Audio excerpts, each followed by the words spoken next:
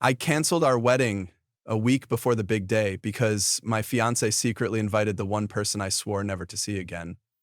And that wasn't the worst part. My name is Jason. I'm 32. And up until 2 weeks ago, I thought I was marrying the love of my life, Mia. We'd been together for 5 years. She knew everything about me, including the fact that my estranged sister destroyed my career and reputation nearly a decade ago. I told Mia in no uncertain terms that this woman was not to be a part of my life again. Ever, she agreed, or at least she pretended to. What I didn't know was that behind my back, she'd been messaging my sister for months, telling her things I'd said in confidence, trying to play peacemaker in a war she didn't understand.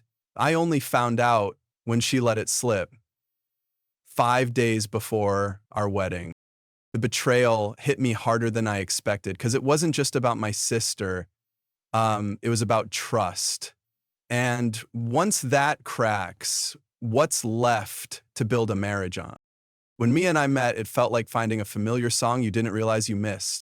We were at a friend's party, the kind where everyone's too busy networking to actually connect. She stood by the drink table, swirling club soda with a lime slice, and when I made some awkward joke about tequila being liquid courage, she smirked and said, "Maybe you should stick to sparkling water." That moment, teasing but warm, was the beginning. From the first date, the conversation came easy. We talked about favorite movies, childhood dreams, and the time she got stitches from jumping off a bunk bed. I told her about Elise on our fourth date. Not everything, not the worst parts, but enough. Enough to know I didn't speak to my sister anymore and that there were reasons. Mia didn't run. She asked questions carefully. She listened as it mattered. And when I said, I just can't have her in my life again, she nodded and said, "Some lines need to stay drawn." That stayed with me. The next 5 years felt like growing roots. We made Sunday pancakes a ritual. She introduced me to her love of bad sci-fi. I taught her how to parallel park without hitting the curb. She brought me tea when I was sick, cheered when I got promoted, and sat with me in silence when old wounds flared. She met my parents, and I met hers. We vacationed on a budget, slept in tiny Airbnbs, burnt dinner together, fought about the dumbest things, and made up over wine and old movies. When I told her everything, how Elise created fake accounts, sent fabricated emails to my dream employer, and got my job offer revoked, Mia didn't flinch. She held my hand, eyes wide with anger, for me, not at me. She said, what she did wasn't just cruel, it was calculated. I'm so sorry. That moment, I thought, this woman gets it. I thought I could trust her with anything. So when I proposed last winter under fairy lights and falling snow, there wasn't a doubt in my mind. She said yes with tears in her eyes. We hugged until we were shivering. And that night, lying next to her, I thought, I'm finally safe. The months that followed were filled with wedding planning chaos, guest lists, caterers, playlists, registries. It was hectic but sweet. We bickered about centerpieces, danced in the kitchen, and dreamed about the honeymoon. There were times she'd mention family hers, mine, and I'd stiffen. She'd squeeze my hand and say, don't worry, I remember. And every time we got to the topic of who to invite, I repeated calmly but clearly, Elise is not coming, ever. Mia always said she understood. But looking back, there were cracks. Little moments when she'd ask, do you think she regrets what she did? Or what if she's changed? I always shut it down, sometimes gently, sometimes firmly. I thought I was being clear. I thought love meant trusting someone when they said, this hurts too much. I thought she was on my side. I was wrong. She once told me forgiveness was like oxygen, people needed it to survive. But I'd always believed some wounds shouldn't be reopened, especially ones like mine. Elise didn't just make a mistake, she orchestrated my downfall. She researched the names of my coworkers, created believable fake accounts, and made sure those emails landed directly in my boss's inbox. That wasn't heat of the moment rage, that was strategy, spite disguised as sabotage. When I told Mia about it, her face turned pale. She hugged me so tight it hurt, No one deserves that, she whispered. I clung to that memory every time I felt anxious during planning. It reassured me that she understood, that she saw why Elise couldn't be part of our lives. Even when her tone shifted, when she said things like, but maybe this wedding could be healing, or wouldn't it be powerful to forgive in front of everyone? I reminded myself that she was just being idealistic, not dishonest, because Mia wasn't like Elise. I believed that with everything I had until I didn't. The first time Mia suggested I should reconsider Elise, I thought I'd misheard her. We were going over the seating chart, sitting cross-legged on the living room floor, pizza box open between us. It was late, we were both tired, and I had just scratched off a name that overlapped with Elise's old college roommate. Mia glanced at the name, then said casually, maybe it wouldn't be the worst thing if Elise came. I froze, my hand still holding the pen midair. What? She backtracked quickly. I'm just saying, maybe this wedding could be a way to mend old wounds. I didn't yell, I didn't even raise my voice. I just said, that's not happening, and changed the subject. I figured it was a one-time lapse. Mia had always been optimistic about a fault. She believed people could change, probably because she'd never experienced what it felt like when they didn't. But it wasn't a one-time thing. Over the next few weeks, her comments became more frequent, always wrapped in soft tones, always framed as a concern. Don't you think it's exhausting carrying all that hate? She's still your sister. I don't get it, I guess. I tried explaining again about the job, about the betrayal, about the feeling of losing my sense of self because someone who should have protected me decided to destroy me. Mia would nod, say she understood. But then a few days later, she'd circle back. You don't even want to hear her out? No, I didn't. And it started to scare me that she couldn't respect that. The real blow came when I found a message thread on her tablet. I wasn't snooping. She had asked me to check our shared calendar, and the iMessage app popped open. There, at the top, was a name I hadn't seen in years. Elise. I stared at the screen like it had punched me in the chest. Their conversation stretched back weeks. Mia had reached out to her on Facebook first, said she wanted to understand the whole story. She asked Elise if she regretted what happened. Elise's replies were full of deflections and fake contrition. Typical Elise. But what broke me was Mia's last message. I think Brian's heart could soften if you showed up. Showed up to my wedding. That night, I didn't confront Mia immediately. I sat with the betrayal and let it simmer. The woman I trusted more than anyone had gone behind my back, not just lying by omission, but actively working against the one boundary I'd made crystal clear. When I did ask her about it, she looked genuinely shocked. Not guilty, just stunned. I was upset.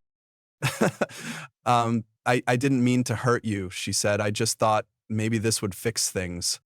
And I wanted to scream, to shake her and ask what exactly she thought could be fixed by inviting a saboteur to our most intimate day. I didn't scream. I just walked out of the room, sat in my car, and stared at the dashboard until the streetlights came on. That night, I slept on the couch. It wasn't about Elise anymore. It was about Mia, about how someone who claimed to love me could hear my pain, see my scars, and still think she knew better than I did. Trust doesn't break all at once. It cracks in quiet places first. And once it starts, it's hard to stop the collapse. Over the next few days, something shifted. We moved around each other like ghosts. Conversations were minimal, polite, cold. The apartment, once full of life, felt like a waiting room. I replayed everything in my head, what I told her, how many times I made it clear, all the moments she could have chosen honesty and didn't. And I started to wonder if she could cross this line, what other lines would she cross later? One night, I broke the silence. Did you already invite her? Mia looked up from her phone, startled. What? Elise, did you already invite her? She hesitated. That pause told me everything. I needed to give her the chance, she said softly. She said some horrible things. I know that. But I thought Maybe if she came and saw what we built, maybe she'd understand, maybe she'd change. My hands trembled. You thought a wedding would change a sociopath? She's your sister. She's my trauma. Mia flinched. I stood up, pacing the room. You don't get to decide what closure looks like for me. Tears welled in her eyes. I just wanted peace. You chose performance over protection, I said. You wanted a pretty story, not the messy truth. There was no yelling, just disappointment thick enough to drown in. That night I packed a bag. I didn't say goodbye. I needed space, not just from her, but from the version of myself that kept hoping she'd finally see me. Clearly, I moved into a short-term rental across town the next morning, one suitcase, one laptop bag, and a heart that weighed more than both. I didn't tell anyone at first. Not my parents, not my friends, not even my boss. I just needed to be invisible for a while. I couldn't stand the thought of explaining why I'd walked out on the woman I was supposed to marry in a week. I couldn't even explain it to myself yet. The apartment was small, studio style, with creaky floors and a mattress that felt like sleeping on cardboard, but it was quiet. It gave me space to think, to feel, to not feel when that was easier. I kept waiting for Mia to show up at the door, to call, to text something more than a vague, "I'm sorry," she'd sent the night I left. But she didn't, and in that silence, the betrayal felt even louder. On the third day, I got a phone call from my mom. She didn't even say hello. "What's going on with Mia?" I blinked. "What do you mean?" She just called me. She's in tears. She said, "You moved out." I sat down on the edge of the bed. "She invited Elise to the wedding." There was a long pause. "What?" She contacted her behind my back, lied about it, kept talking to her, and she invited her to the damn wedding, Mom. Oh, honey. No, don't oh honey me. You know what Elise did to me. You were there. You cried with me. You saw what I went through. I know. I thought maybe she had changed. She hasn't. And Mia knew what it would do to me. She just didn't care enough not to. My mom didn't argue. That silence, that rare moment of agreement, hurt almost more than anything else. I hung up. 15 minutes later, my phone blew up with messages from Mia's side of the family. Her mom called me selfish. Her brother sent a paragraph-long text about how I was throwing away something perfect because of a grudge. One of her cousins tagged me in a vague Facebook status about men who don't understand what forgiveness really means. I didn't respond, not to any of them. That night, I sat on the floor of that empty apartment and thought about what would have happened if I hadn't found the messages. If Elise had just shown up at the wedding, me in my suit, Mia in her dress, the guests seated, and then her walking through the doors like she belonged there, would I have stopped the ceremony? Would I have walked out in front of everyone? Probably. But the image made my stomach twist. It wasn't just that Elise might have ruined the day, it was that Mia would have let her. And I couldn't forgive that. A few days later, the venue coordinator emailed me. She needed final confirmation. Did I still want the flowers? The DJ? The deposit was non-refundable. I stared at the message for a long time. Then I typed 4 words. The wedding is canceled. No explanation, just finality. Closed my laptop, walked out into the night air, and sat on the curb like a man who'd just lost everything. Because in some ways, I had. That same night, Elise messaged me on Instagram. I hadn't blocked her because I'd never needed to before. Her profile photo had changed. New haircut, softer expression, but the bile in my throat returned instantly. The message was short. I didn't know she invited me. I just wanted to say, "I'm sorry for everything." I didn't open it. I didn't even click it to mark as read. Because it didn't matter what she said now. She'd done the damage. Mia had opened the door for her to do more. And now I was left holding the pieces of a future I thought was safe. The next morning, I woke to find 5 missed calls from Mia. I didn't answer the 6th. Instead, I watched the sunrise through the blinds, wrapped in a silence so dense it felt physical. My heart wanted answers, closure, some kind of gesture to explain everything away. But my brain reminded me she'd already chosen and I'd already walked. Later that afternoon, she came to the apartment. I heard the knock before I saw her through the peephole. Hoodie, messy bun, eyes red and swollen.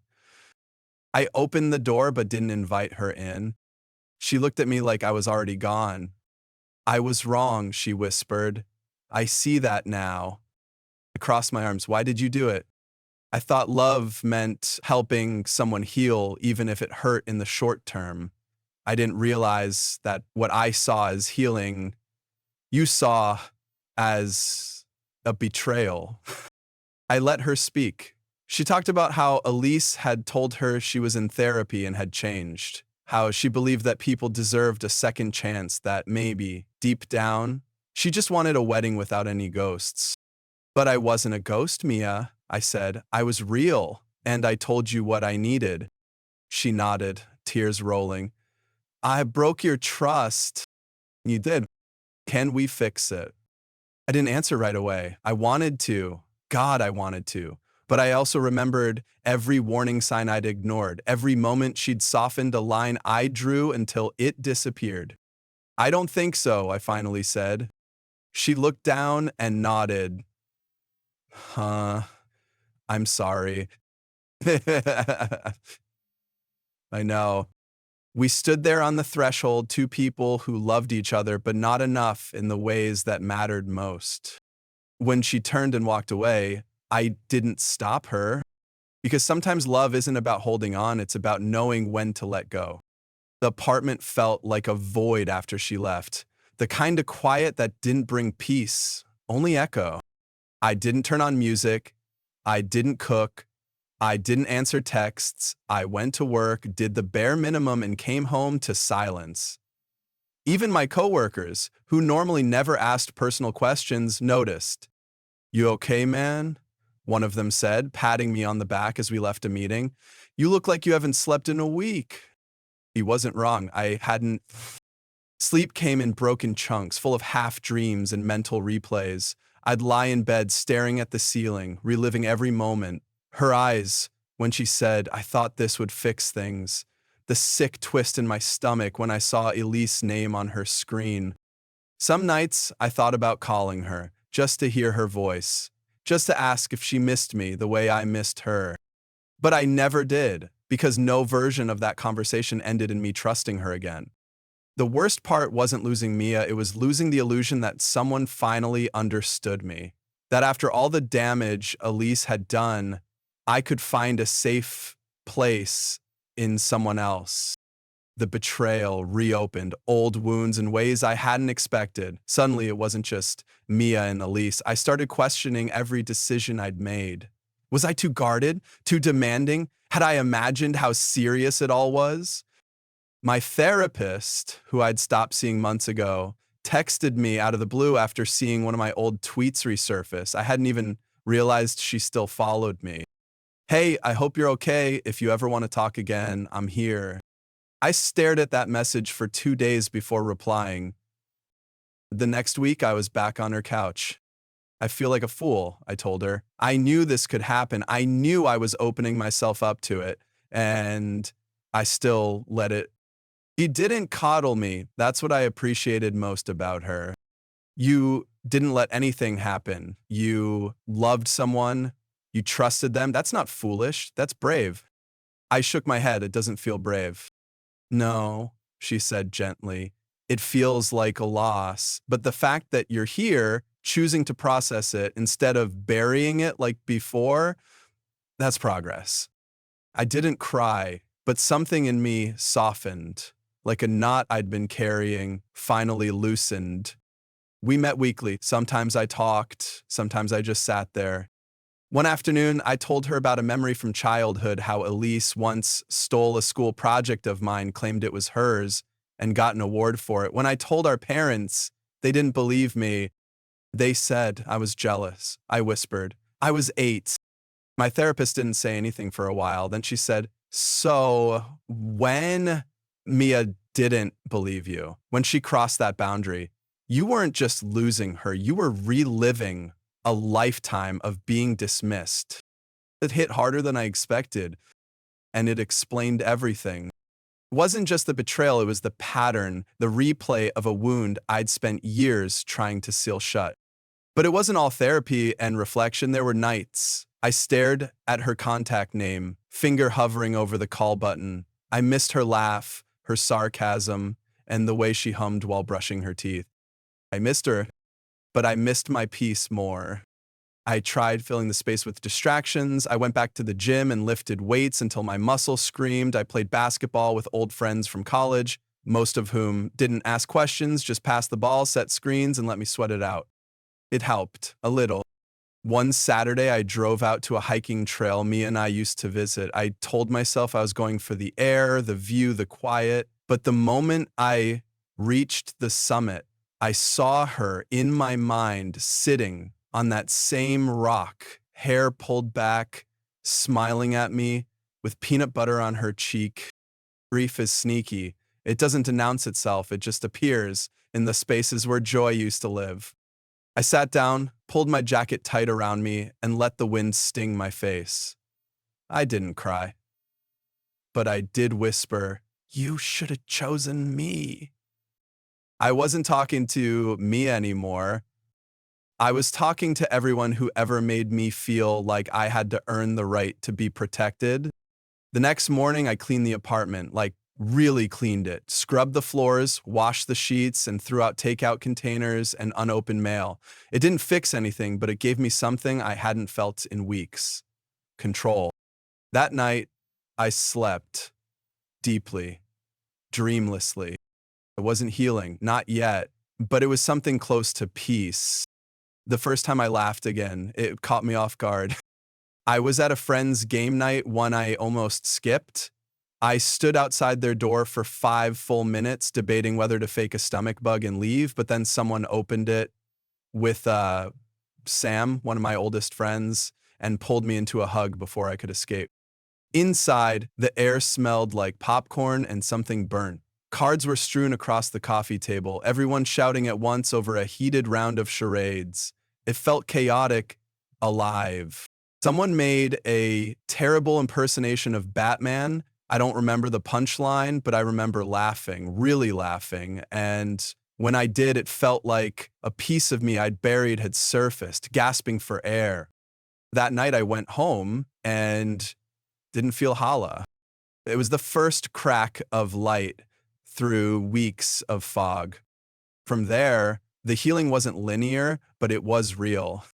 I kept seeing my therapist. We talked less about Mia and more about me, about boundaries, about the difference between protecting yourself and pushing people away. I started journaling again, something I hadn't done since college.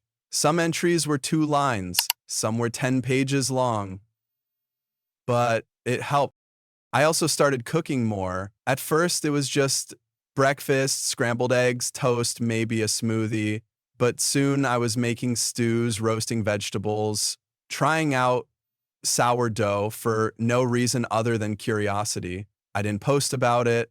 I didn't turn it into content. I just cooked for myself. Work got better too. My boss noticed the change. "Whatever you're doing, keep doing it," she said after a team meeting. I started taking on new projects, mentoring junior employees, and even pitching my own campaign ideas. It felt good to be engaged again. Not because I had something to prove, but because I finally felt present. One afternoon, while organizing my closet, I found the wedding suit. It was still wrapped in plastic, untouched. I sat with it for a while, thought about returning it, burning it, donating it. In the end, I kept it. Not as a souvenir of pain, but as proof that I was brave enough to walk away. Mia texted me once about 6 weeks after everything fell apart. Just one line, "I hope you're okay." I stared at the message for a while. I didn't feel angry. I'd feel much of anything, and I realized that was progress. I didn't respond. Forgiveness, I'd learned, doesn't always need a witness. Spring arrived quietly. I started running again in the early mornings when the world was still quiet. There was something meditative in the rhythm, footsteps, breath, heartbeat. I didn't run for speed or distance. I ran because it reminded me that I was alive, that I was moving forward, even if just a little. One day after a run, I passed by a bookstore and wandered in. I hadn't read fiction in years. I picked up a novel by an author I didn't know, something about love and memory, and I finished it in 3 sittings. It didn't change my life, but it softened something in me.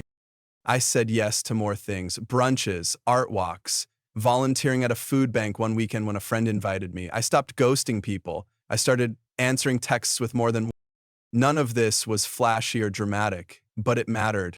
One evening, Sam and a few friends dragged me to a rooftop mixer downtown. It wasn't my scene: loud music, tiny cocktails, way too many strangers, but I went. I stood by the railing watching the city light up when someone asked if I'd tried the sliders yet. I turned. She was in a leather jacket and boots, hair tied up, holding 2 drinks. "One's for me," she said, "and the other's for someone who looked like they needed a break." Her name was Lauren. We didn't fall in love that night, but we did talk for 2 hours about books, travel, and why neither of us liked networking events. It felt easy, human. When I got home that night, I smiled to myself, not because I'd met someone new, but because I hadn't spent the evening haunted by someone old. That, I realized, was what healing looked like. Not forgetting, not replacing, but reclaiming. The email came out of nowhere. Subject line: family dinner invitation. At first I thought it was spam, but then I saw the sender, my dad. We hadn't spoken in weeks. After the fallout with Mia, I went low contact with most of my family. Too many opinions. Too many maybe she meant well justifications, but this email was short, unusually formal. "Your mom and I would love to have you for dinner this Saturday. Nothing dramatic, just food. We miss you." I didn't respond right away. I didn't want more conflict, but something in the tone felt different. Like they actually wanted to listen this time, not fix. So, against my better judgment, I said yes. Saturday evening came. I parked in front of their house and just sat in my car, staring at the porch light. My stomach churned. I hadn't been back since before the wedding unraveled. When I walked in, the house smelled like roast chicken and cinnamon. My mom hugged me so tight I almost couldn't breathe. My dad clapped my back like he was trying to say what words couldn't. We ate mostly in silence, just the clink of forks and a few awkward exchanges about work. Finally, after dessert, my dad cleared his throat. "She reached out to us, you know. I didn't have to ask who he meant. She said she wanted to apologize," he continued. "Said therapy changed her, said she understands now what she did to you." I stared at my empty plate, and she asked if she could come tonight. My eyes flicked up instantly sharp. "She's not here," my mom added quickly. "We told her no. We wanted to tell you we're sorry for not taking it seriously before, for trying to push forgiveness before you were ready." It took me a moment to respond. My voice was low. "Thank you." There was a long pause. Then my mom said, "She also said she sent you an email." I deleted it. My dad nodded, like he expected that. I stood to leave. "I'm glad we talked, but I still need space from all of it." They didn't protest. As I walked out, I felt lighter, not healed, but hurt. A week later, I saw Elise. I didn't plan it. I was grabbing coffee near my office when I turned, and there she was. Hair darker now, face thinner, eyes wide with shock. She stepped forward, unsure. "Brian?" I didn't move, didn't speak. I wanted to say thank you for not destroying me after what I did. I looked at her for a long moment. "You did that all by yourself?" And then I walked past her. No anger, no drama, just clarity. Later that month, I got an invite to a wedding, one of Mia's friends. I almost skipped it, but Sam convinced me to go. "It's not about her," he said. "It's about you showing up for yourself." I wore the same suit I bought for my own wedding, the one I never used, not as a sad statement, but because it still fit and it looked damn good. People greeted me with warmth, not pity. Someone complimented my tie. The ceremony was short, the vows sweet. I drank one glass of champagne and stayed just long enough to dance once. Maureen was there. We didn't plan to meet, but when we saw each other, it felt easy again. She asked me to join her and her friends for drinks after. I said yes. At the bar, she asked, "You okay?" I smiled. "Getting there." She raised her glass. "To get there." I clinked mine against hers. At that moment, I realized I didn't need revenge. I didn't need some dramatic scene to prove I'd moved on. Living well was enough. Reclaiming my peace, protecting my boundaries, loving my life, that was the comeback. After that night, Lauren and I started texting more regularly. No pressure, just the kind of exchanges that made me smile. Funny memes, restaurant suggestions, random late night thoughts. One Sunday afternoon, we met at a street market. It wasn't a date. At least, we didn't call it that. But we walked for hours, sampling food from stalls, arguing over the best type of dumpling, and laughing when she accidentally dropped her boba tea. She didn't ask about Mia or Elise or anything heavy. We just existed together. I liked that. Afterward, we sat on the hood of her car, watching the sky shift from gold to navy. "Do you believe people can really change?" she asked suddenly. I paused. "Some people, yeah, if they want to. If they work for it." She nodded, not pushing further. That's what made her different. She didn't try to fix or dig, she just listened. I thought about how many times I had tried to explain myself to people who never actually heard me. How exhausting it was to justify the pain. With Lauren, I didn't have to. And slowly I started to believe that I deserved that kind of peace. Maybe it wasn't asking too much to be loved as is, scars and all. That night, when I got home, I did something I hadn't done in months. I opened my laptop and started writing. Not a journal entry, not a letter I'd never send, just a story, fiction, characters with messy lives, complicated families, and broken trust. It poured out of me like a dam had cracked.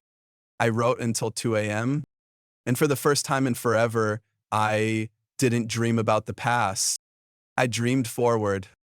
The first time I brought Lauren to my apartment, I hesitated at the door, not because I didn't want her there, far from it, but because this place had seen so much. Echoes of arguments, of silence, of things left unsaid. Mia's toothbrush used to sit in the holder by the sink. Her books had once filled the shelves. Her voice had once been the backdrop to lazy Sunday mornings. But all that was gone now. And Lauren, she didn't feel like a replacement. She felt like something entirely new. She stepped inside and looked around. "It's cozy," she said, smiling. "Smells like cinnamon and coffee. That's a good sign." I chuckled. "That's mostly the candle and the leftover muffins." She wandered the room slowly, not prying, not judging, just present. I watched her fingers trail over the edge of the kitchen counter, her eyes landing on the plants by the window. "You keeping these alive?" she teased. "Barely," I said, "but they're still kicking."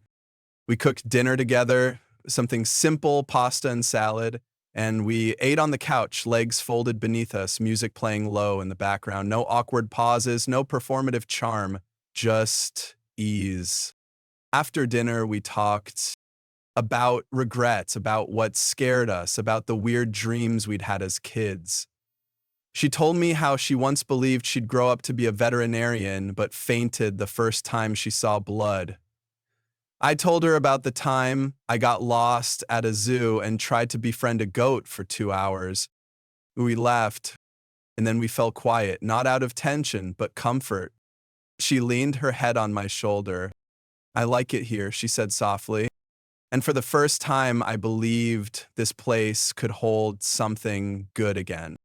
The next morning, I woke up before her. The sun poured through the windows, golden and slow. She was curled on her side, face relaxed, breathing deep.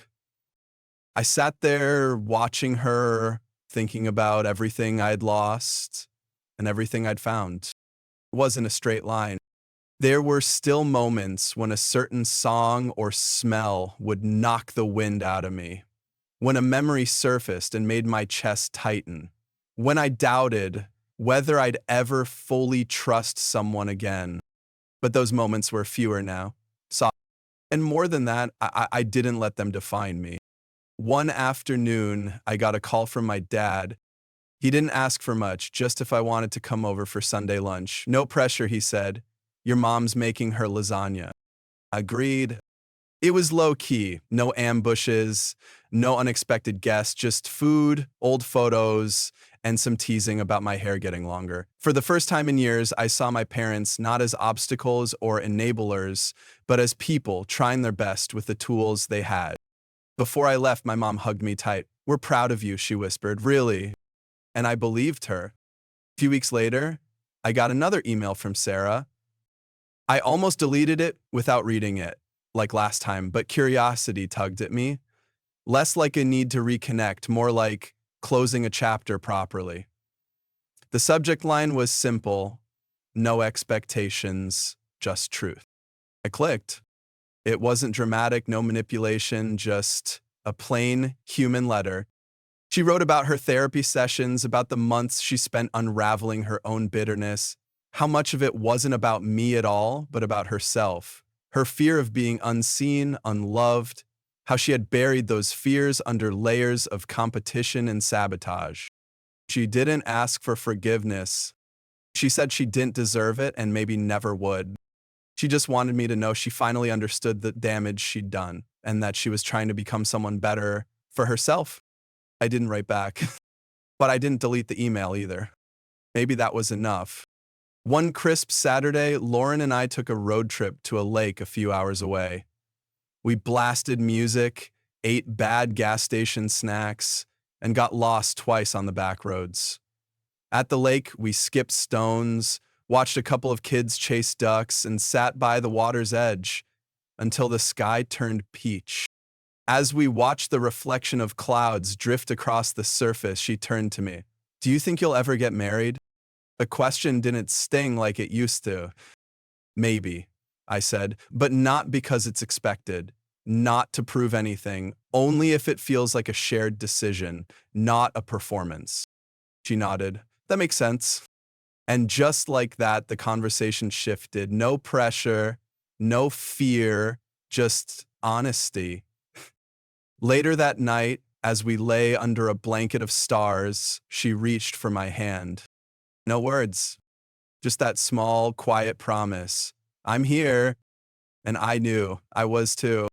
Fully, not haunted, not half present, not bracing for the next betrayal. Just here, alive, and finally whole. The drive back was quiet, but not in a heavy way. Lauren dozed off halfway, her head resting against the window. I watched the fading light paint the sky in streaks of violet and gold. For a long time, I thought silence meant distance, but this felt like peace. Back at my place, I tucked a blanket around her on the couch, made tea, and sat by the window, watching the city breathe. Somewhere below, people laughed.